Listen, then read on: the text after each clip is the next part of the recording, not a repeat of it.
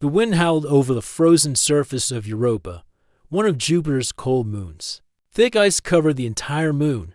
Under that ice, something waited, something old, something alive. Tom stood inside the Europa research station, wearing his thick suit. The cold outside could freeze a person in seconds, but inside the base, it was warm and bright. He was a linguist, a language expert. He never thought he would be needed here. But the last signal from the dig team had changed everything 3 days ago. The team had found something strange in the deep ice layers. They had been using heat drills to explore a frozen cavern, and suddenly the scanner showed a shape. Not a rock, not a machine, a person. At least, it looked like a person. Now, that figure was lying inside the medbay, covered in a soft white sheet, her skin pale blue with a silver glow. Her eyes were closed. Her face looked calm. She had no helmet, no suit, no breathing device. Yet somehow, she was alive. Tom watched as the lead doctor, Samir, checked her again. Still no heartbeat, no pulse, but brain signals are there, Samir said. She's not human, but she's not dead either. Tom felt strange. He had studied hundreds of languages. Earth languages, lost tribal words, ancient codes, even signals from space. But nothing had prepared him for this. Have you tried speaking to her? Tom asked. She hasn't opened her eyes since we found her, Samir said. But she did say something when we moved her. Tom leaned closer. What did she say? Samir pressed a button, and a short audio clip played. It was only one word, a soft, echoing sound. Almost like music, it had no meaning in any Earth language. But it stirred something deep in Tom's mind. He listened again.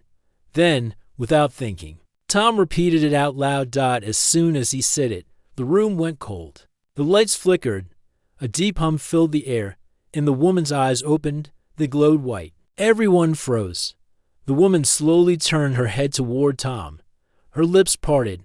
You said the name. She whispered. Tom stepped back. I only repeated what you said. Her voice was calm, but full of warning.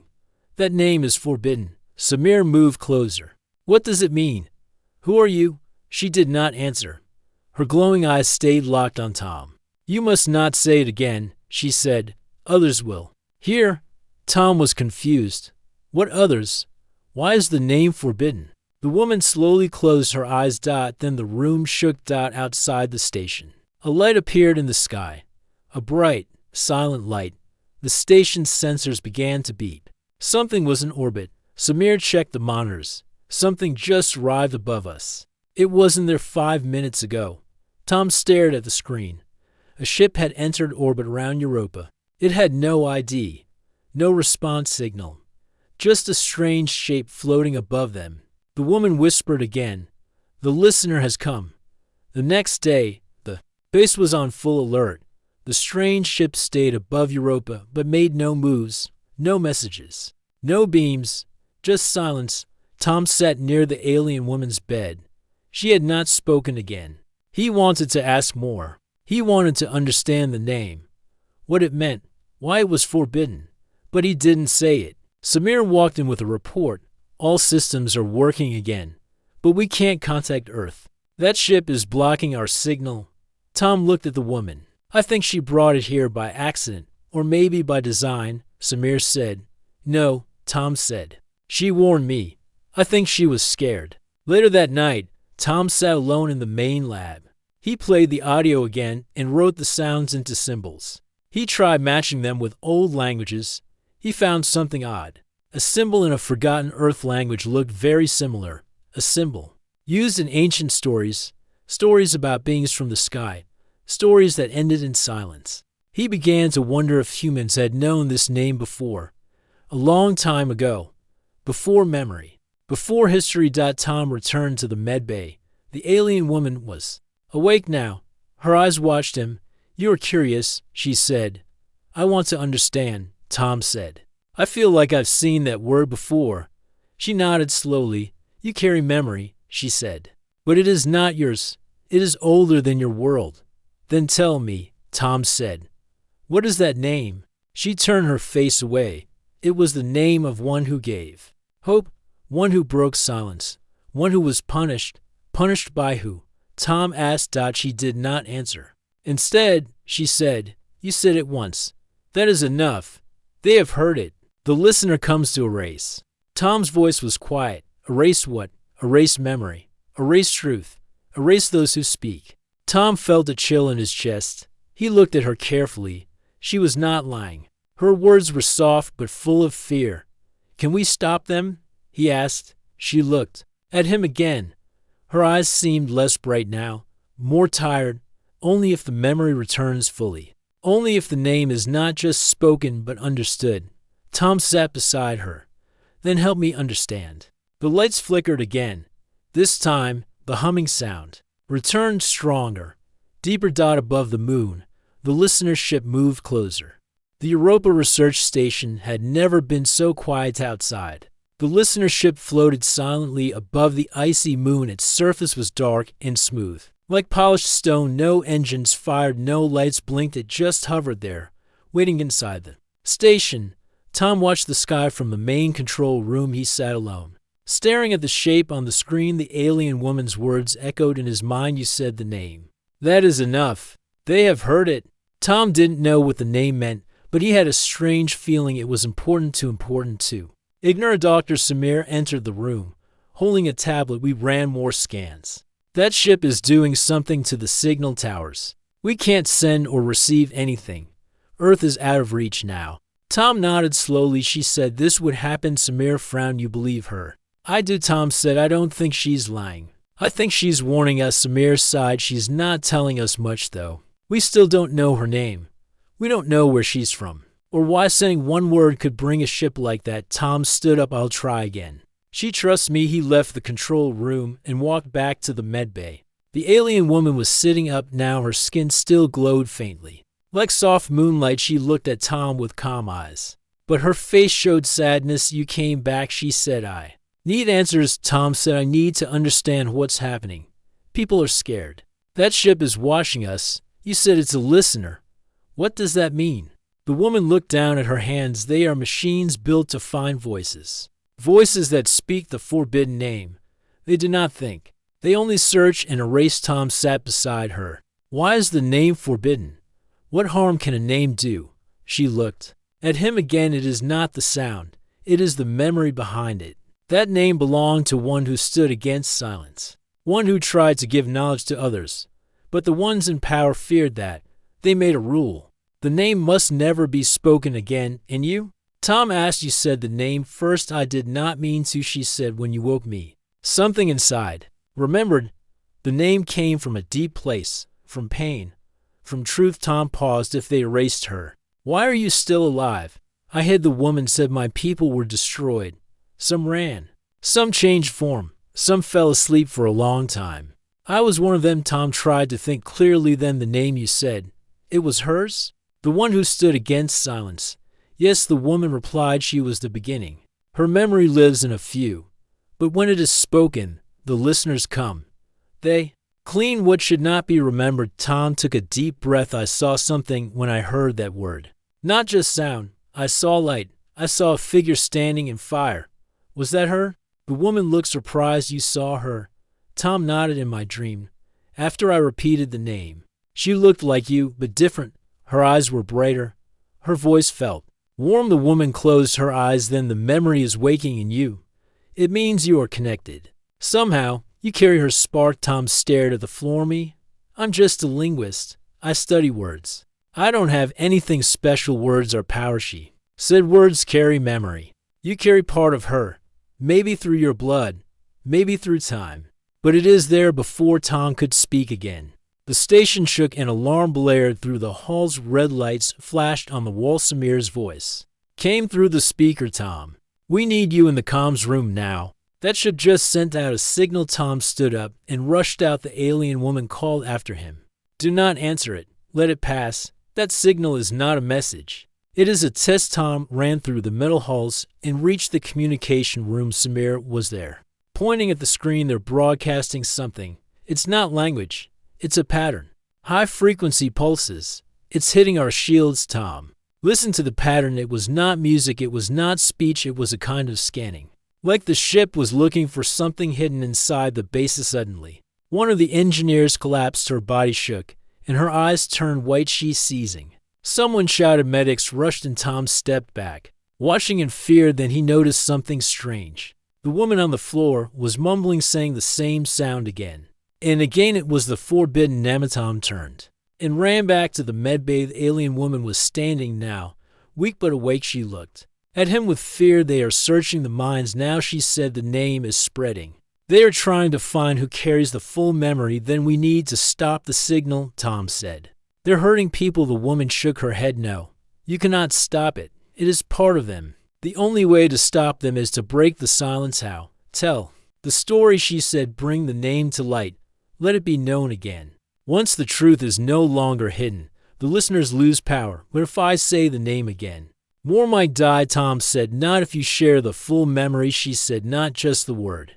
The meaning, the life behind it, the truth they feared. Tom felt the weight of her words. He had studied languages all his life. He believed in the power of knowledge. Now he had to use. I nodded slowly. I'll try. The woman reached out and touched his forehead. Images filled his mind, stars falling, a woman standing in front of a great machine, voices crying out, flames rising, and then silence. When he opened his eyes, the woman had fallen back onto the bed. Her energy was low. And whispered, I know her name now. The walls around them hummed again. The signal was growing stronger, but Tom did not feel fear this time. He felt a mission to walk toward the main broadcast chamber, and he prepared to tell the name, not just the sound, but the story behind it. Memory would not be erased this time.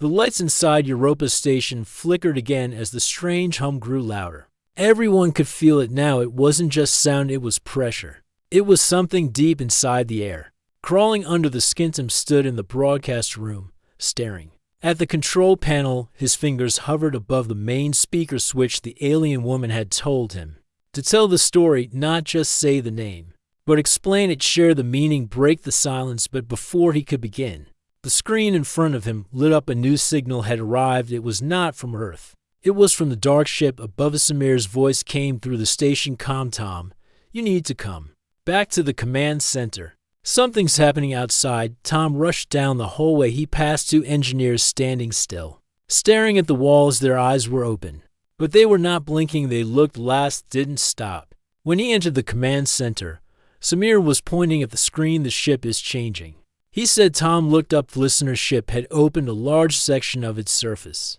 was peeling back like a flower, but there were no weapons, no lights. Just a black hole in the center. Something floated out from its small-shaped shadow like they moved slowly through space, heading for the station. What are they? Tom asked. We don't know, Samir replied. They're not metal, not life either. They're echoes. Tom stared. There were about a dozen of them, dark figures with soft outlines. They looked like ghosts. Room turned cold again. Seal all doors, Samir ordered. Prepare backup power.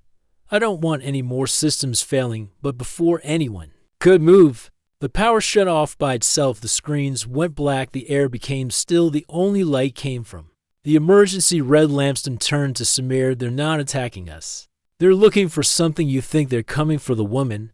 Tom shook his head. No, they're coming for me. He ran out of the command room and back toward the medbay. As he moved through the hall, the shadows began slipping through the walls. They did not break doors. They did not fly. They simply passed through the metal like Fogon of them stopped in front of Tom.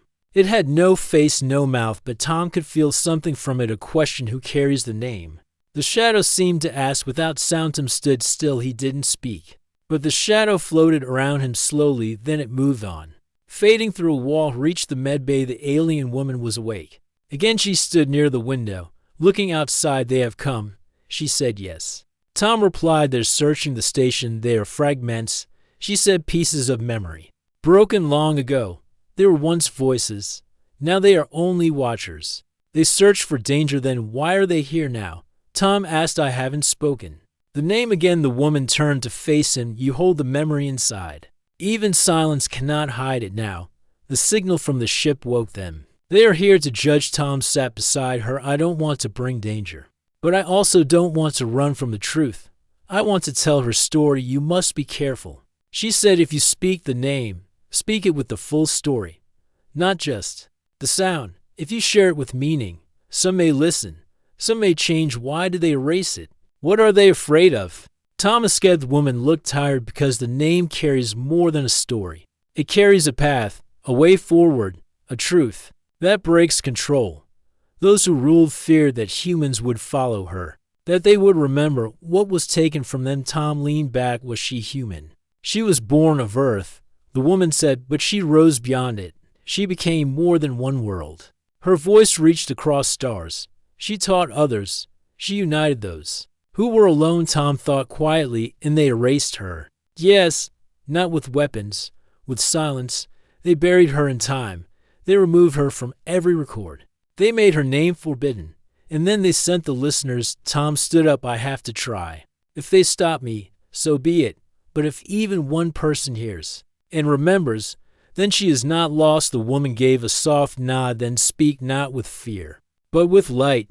Let her name shine again. Tom left the room. As he walked back to the broadcast chamber, more shadows moved beside him. They did not stop him. They simply followed. When he reached the speaker room again, the power returned. The lights blinked once, then stayed on the control panel, lit up, and placed his hand on the mic. He looked at the recording screen. He took a deep breath. My name is Tom. He began. I am speaking from Europa Research Station. If you are hearing this, then the silence has already been broken. He looked around. The shadows were behind the glass, watching. I speak today about someone whose name has been forgotten, hidden, buried, but not lost. Her name was not a weapon. Her name was a light. She came to teach, to unite, to protect. Her name was the start of hope. He paused, then he said it. The Namath forbidden. Namath walls did not break. The ground did not shake. But something changed. Shadows outside the window began to rise, not in anger, but in stillness. As if they were listening. The signal from the listenership stopped them. Felt something inside his chest, like a chain had been broken. A door opened. Looked back at the mic. I will not run from memory. I will not fear truth. Let this name be heard again. Let her story live once more. The shadows faded through the ceiling, one by one, leaving behind a calm silence. Set him turn off the mic. He walked out of the room, and far above Europa, the listenership slowly began to move away. The silence after the broadcast was deep and strange. Tom stood in the hallway, outside the broadcast chamber, and waited. No alarms, no shaking, no voices. Just stillness. Then footsteps echoed behind him. It was Dr. Samir. He looked surprised and little afraid. You said the name, Samir whispered. We all heard it. Everyone in the station heard it, but the power didn't fail. Nothing broke. Tom nodded. I didn't just say it. I told the truth behind it. I shared the meaning. I didn't hide it. Samir leaned closer, and those shadow things, the ones that were moving through the station, they're gone. Just vanished. Tom looked down the hallway. They were not here to destroy. They were watching, listening, judging. And what about the ship? Samir asked. Is it still above us? Tom and Samir hurried to the control center when the screen came on. The strange ship was still there, but it was different now. Its shape had shifted. Its color was dim. The large hole in the center had closed. It was no longer scanning, no longer sending signals. Tim stared at it quietly. They are not attacking, because they are unsure now. The story I told has changed the pattern. They can feel it. Samir looked confused. How can a story change a ship's behavior? Tom turned to him. Because this ship is not just a machine. It is a listener. It reacts to memory, to meaning. It follows commands that were made long ago by a force that feared truth. Samir looked at the ship again. So what now? Tom replied slowly. I think it's waiting, watching again. It is not sure if it should leave or stay. Samir shook his head. This is too much. A name, a memory, shadows that judge people. This doesn't feel like science anymore. It is more than science, Tom said. It's history, a truth that was erased from time. A truth that is still part of us. He turned away and walked back toward the medbay. He had more questions. The alien woman would know more. When Tom entered the medbay, she was sitting near the window. Her eyes were closed, but she opened them slowly. When she felt him near, you spoke her name, she said, and you told her story. Yes, Tom replied. And the ship stopped sending the signal. The shadows left, but they didn't seem angry. They seemed quiet. The woman gave a soft nod. You passed the first gate. You showed them that memory still lives, that not all truth is forgotten. Tom sat beside her. Tell me everything now. Who was she? Why does her story matter?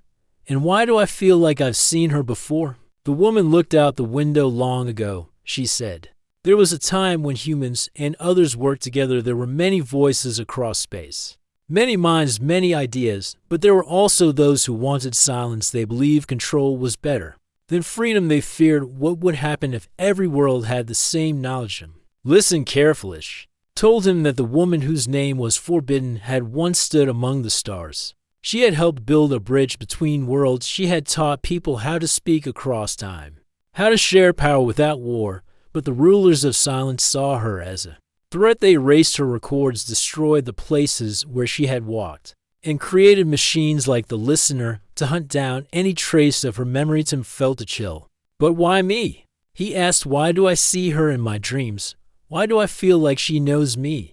The alien woman looked at him with soft eyes. Because she chose you? Not with hands or words, but with echo. Some part of her was saved in the deep past. It traveled through blood, through voice, through forgotten symbols. And now it has found you. Tom tried to understand. I'm just a man, a linguist. I never wanted to be part of something this big, but you are, she said, and your voice has already begun to change things. The ship above knows that now. So do the watchers. Tom looked at her carefully. What happens next? The woman touched the glass near her hand. The next part of her story is hidden in me, in my body, in my code. You must find it. Tom leaned forward. How? She held out her arm. Scan this pattern.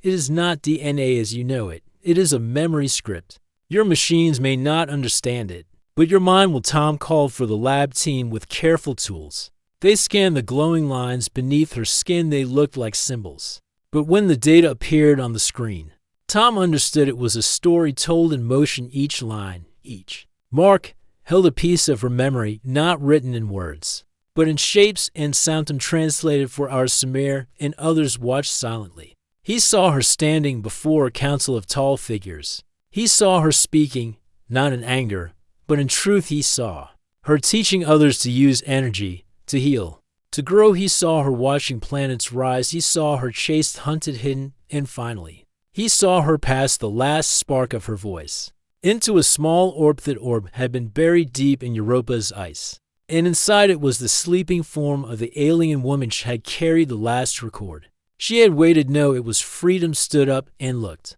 at the team. This is not just alien memory. This is part of our story too. She was from Earth. Long before Earth remembered itself. The room was silent. The others looked at each other, unsure, but Samir stepped forward. Then we share it. We don't hide it. We let the world decide. Tom smiled. For the first time in a long time, the truth will speak again. The woman rested her head outside. The listenership slowly began to turn. Its lights faded. It was living it in fear, but in peace. The silence at Europa Station was broken by a sudden blast of alarm bells. Red lights flashed through the corridors as the base shook from a strong impact.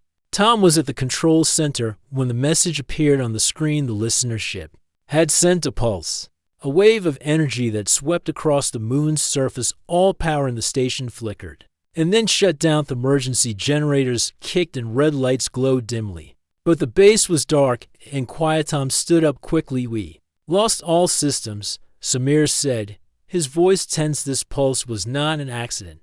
It was a warning. The alien woman lay on a bed in the medbay. Her skin was dull now, her silver glow almost gone. She opened her eyes slowly and looked at Tom. The pulse is their answer, she said. They are telling us to stop. Tom shook his head. They will not silence the truth outside. The shadows had returned. They moved silently through the halls. This time they did not hide. They gathered near the main entrance. Waitington and Samir met with the station commander. We have to prepare to evacuate. The commander said if that pulse was a warning, more will come. Tom looked at the alien woman. Will you come with us? She smiled faintly. I cannot leave. My place is here, where memory sleeps. The team began working to restore systems. They checked every room for damage, but the base seemed intact except for the power lost. Him stayed by the alien woman's side. He held her hand. I want to tell her story more, not just the name, the whole truth. She nodded weakly. Then you must be ready. The name is no longer just a word. It is a force. That night, Tom sat alone in the main hall. He looked up at the cold sky through the station's window. Stars Shone like diamonds on black velvet. The listener's ship was gone, but the shadows still lingered in his mind. The thought about the forbidden name, the story behind it, the woman who had given hope to many, and the rulers who had tried to erase her. For a Vera voice came from the medbay speaker. It was the alien woman. Tom, come quickly. He ran to her side. She looked pale, but her eyes burned. With quiet strength, I must show you something, she said. She reached for a small device hidden beneath the sheets. It was a sphere of light. It pulsed softly in her hand. This is her last gift, she said, the memory of her voice. It contains the path forward. Tom took the sphere carefully. It felt warm. Alice suddenly. The base shook again. The walls trembled as another pulse hit. The shadows outside began to gather in large groups. They moved faster now. They entered rooms, silently, watching, waiting. Tom looked at the sphere. I will not let them win. He turned to the alien woman. Teach me. Help me understand. I want to carry her memory fully. She smiled softly. The name is not a curse, she said. It is a key, a light in the dark. For days, Tom studied the sphere. It showed images, sounds, feelings, a map of stars, a language of light, a promise of unity. Sammer and the team helped. They translated what they could every day. The listenership sent pulses, trying to break their will, but Tom grew stronger. He felt connected to the woman's story more than ever. On night, as Tom sat near the sphere, the station's sensors detected movement outside. The shadows were forming. A shape, a figure, tall and shining faintly. It was neither machine nor living being. The alien woman gasped. They come to judge. Tom stood tall. He stepped forward. I speak for memory. I speak for truth. The figure spoke without words. A feeling entered Tom's mind. It was calm, but firm. You hold the name, the figure said silently. You carry the spark. Will you protect it or let it fade? Tom looked into the glowing form. I will protect it, he said with all I have. The figure nodded. Then it dissolved into light. The shadows around them station vanished. Next morning, the base's power returned fully. The sphere glowed brightly. Tom felt hope. He knew the name was no longer just forbidden. It was the light that would shake the sky. The days on Europa Station grew brighter. The pulse from the listener's ship had stopped. The shadows that once filled the halls were gone, but the name, the forbidden name, still weighed on Tom's mind. Held the glowing sphere carefully in his hands. It pulsed softly, like a heartbeat inside it. Memories danced, stories of stars and light. And Hopeth, the alien woman, sat beside him. Her silver blue skin now shimmered with life. Her eyes held a new strength. You carry her spark, she said softly, the spark of a forgotten past. But it is more than memory. It is the future. Tom looked at her. How do I carry a future? I'm just one man. You are more, she said, because you chose to speak the name. You chose to bring the story back to life. Tom smiled faintly. It feels heavy, like a great weight on my shoulders. The woman nodded. True strength is not in avoiding the weight, but in carrying it with courage. The station was calm that morning. Outside, the icy plains of Europa stretched endless, but inside, something new was beginning. To began to understand the sphere better. It was not just memory. It was a guide, a map to places long hidden, to truths buried beneath silence. Shared his discoveries with Samir and the team together. They prepared a message, not just the forbidden name, but the story behind it, a message of hope and unity for any who might listen. O night, as Tom worked late, the station's sensors picked up a faint signal. It was different from before, soft and clear, a voice calling from deep space. Tom activated the communication console. The voice spoke in a language he barely understood, but its meaning was clear. Welcome, Eth. Alien woman stood beside him. Her eyes glowed softly. They have heard, she said. The name is reaching others. The memory is waking. Tom felt a thrill. The silence was breaking, but not all were pleased. Suddenly, the station's alarms blared. The base shook as the listener's ship reappeared, its dark surface now glowing faintly. Tim and Samir ran to the control room. The ship sent a beam of light toward Europa, but instead of attacking, the light formed shapes in the sky, images of stars connecting, of hands reaching out, of many worlds united. The alien woman smiled. They did not come to destroy. They come to understand. Tom looked at the screen. The listener was changing. It was no longer a hunter. It was becoming a messenger outside the station. The cold wind blew gently. The future was no longer silent. The forbidden name was a voice beyond the silence. A light shining in the darkdom knew the journey was far from over. But now, humanity was no longer alone. The stars were listening, and the memory of hope would never be lost again. Tom stood on the observation deck of the Europa station. The vast black sky stretched above him, filled with countless stars for the first time in a long time. He felt hope deep inside. A forbidden name was no longer silent. It had traveled far. Beyond Europa's ice, it had awakened others who had waited in the darkness. The alien woman's story had become part of human history again. Her memory was alive in Tom, and in many others. Now Earth had changed. The scientists found new clues buried beneath ancient ruins. Technology, once lost, was slowly returning. A new fleet of ships was being built, not for war, but for exploration and friendship. Tom looked at the glowing sphere in his hands. It pulsed gently like a living heart inside. It was the story of unity, courage, and light. The alien woman, now standing beside him, smiled softly. You have done well, she said. You have carried the name with honor. Tom nodded. I never imagined this path when I first found you in the ice. She looked out at the stars. They are not just distant lights. They are memories waiting to be remembered. Suddenly, the communication console beeped. A message arrived from a distant star system. It was a greeting, a promise of friendship. Tom turned to the team gathered nearby. We are no longer alone, he said. The stars remember us, and we remember them. The alien woman placed her hand gently on Tom's shoulder. The forbidden name was never a curse. It was a key. Tom smiled. Yes, a key to open the future together.